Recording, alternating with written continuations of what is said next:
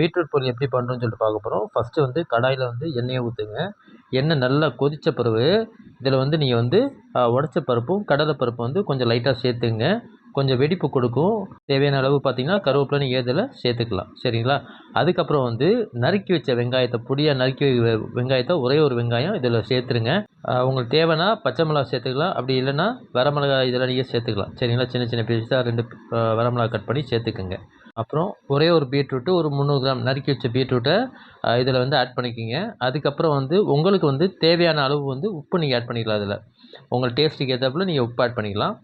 அதுக்கப்புறம் வந்து நறுக்கி வச்ச தக்காளி, இது வந்து புளிப்புக்காக, உங்களுக்கு புளிப்புன்னா இது ஒரு தக்காளி மட்டும் கட் பண்ணி இதெல்லாம் சேர்த்து நல்லா வதக்கிக்கலாம்.